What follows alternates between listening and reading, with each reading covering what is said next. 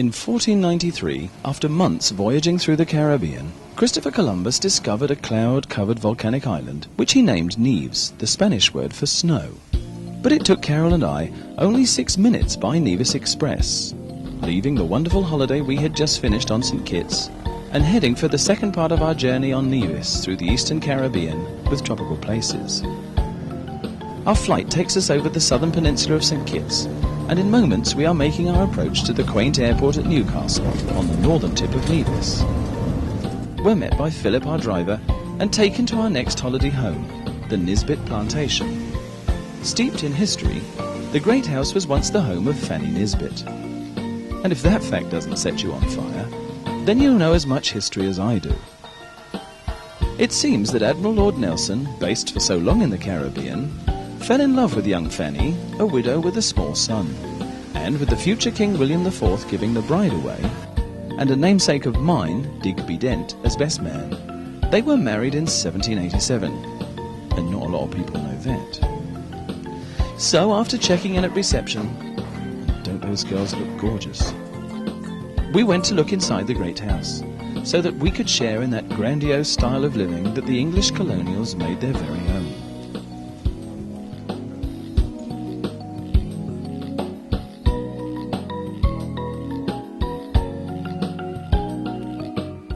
Walking through the great house gives an insight into the way the gentry exported their way of life wherever they went, and never stinted their home comforts. The lounge occupies an L-shaped terrace, big enough to get lost in, with a library, bar area, and entertainment corner.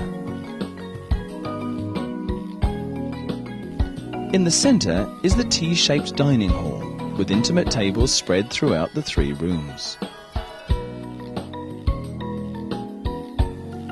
Elegance is the order of the day, and culinary delights follow naturally.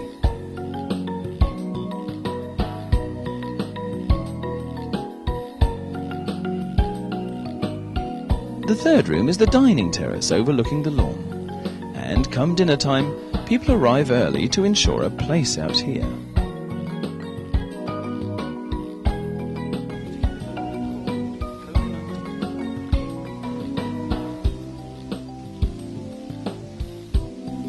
And there is no less attention to our comforts either.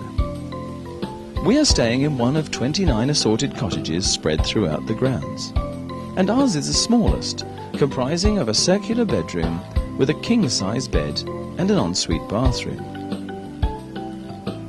No freezing air conditioning mars the breezes that blow in warm and constant from the Atlantic Ocean at the bottom of the lawn. Breakfast and lunch are served at Coconuts, our beachside restaurant, which sits alongside the swimming pool, so you can have a gentle soak after your meals before engaging the ocean.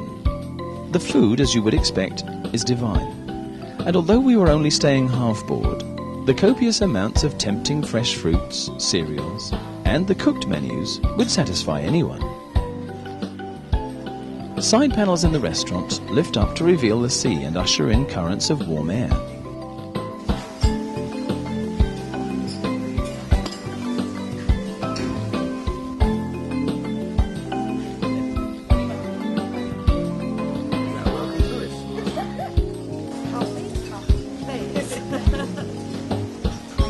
As there is only one road round the island, our tour is slow and gentle, and Philip drives us around just as he used to drive his milk float when he lived in England. Except the roads are better. In England, that is. The coastline is superb and untroubled by modern developments, so offer wonderful views of neighbouring St. Kitts.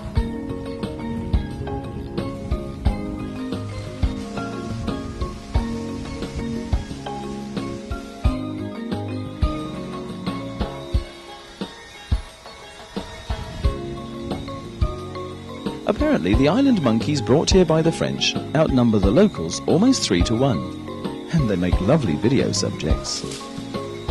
The island is divided up into parishes just like England. They drive on the left, and they love their English heritage. But the currency is the dollar. Both US and Eastern Caribbean or EC dollars are used here. And although generally bigger shops display both prices, The local markets and stores will generally use EC dollar prices, so make sure before you buy. This is Charlestown, capital of Nevis, wonderfully unspoilt by modern intrusions. Its centre is a memorial to those Nevisians killed in the Great War.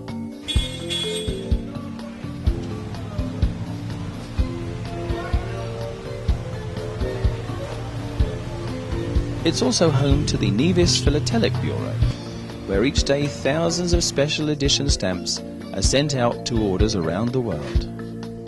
The Nelson Museum, with one of the largest collections of memorabilia in the world, sits right next door to the Governor's Mansion.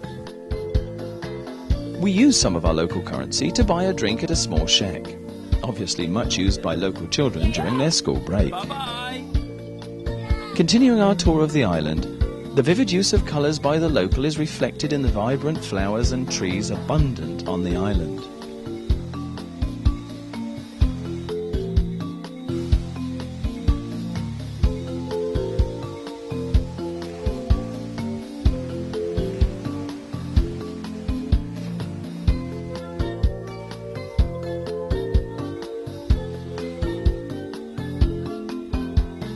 Back at Nisbet, and time for another great British institution, afternoon tea.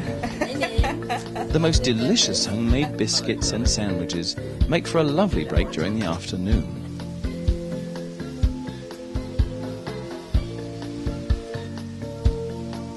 With such a wide spacing between the units, there is plenty of privacy on offer if you feel reclusive.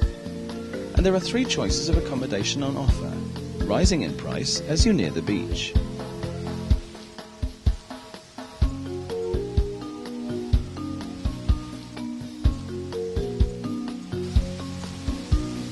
Our friends are staying in a bungalow, larger than our cottage, which has a separate lounge facing the lawn. The bedroom is in the centre,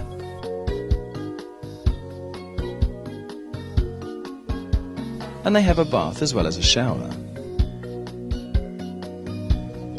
Pausing only to take refreshments from the beach bar, the rest of our afternoon is taking up with worshipping the sun on Nisbet Beach.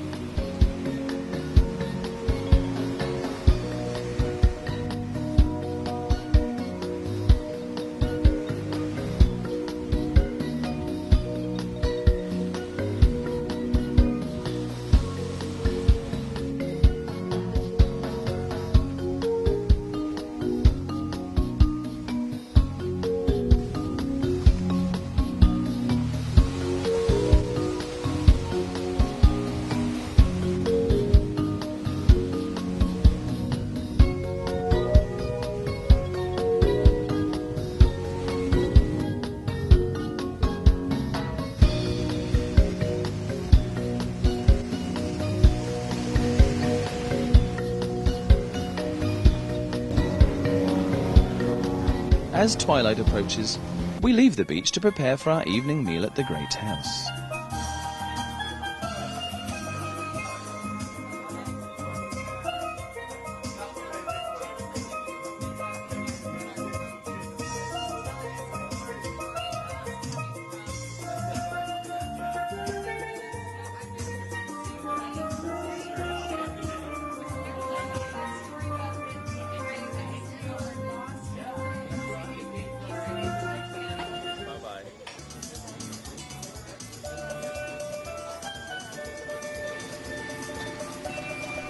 This must rate as one of the gastronomic highlights of our travels, and eating here has reached a culinary high under our chef Klaus Reibortz and maitre d' Patterson.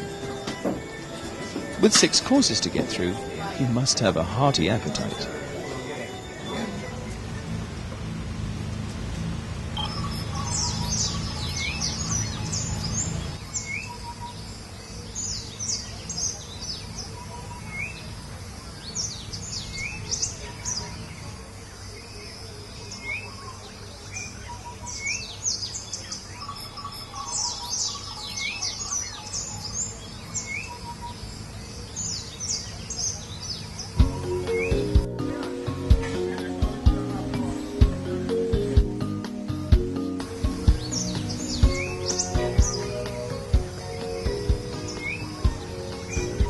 Peaceful is the word that best sums up our stay here, and this has got to be one of the most romantic places on earth. I swear that every time we saw someone on their own, within seconds they had company. Now whether this applies to humans as well, I cannot guarantee, but certainly the setting is conducive.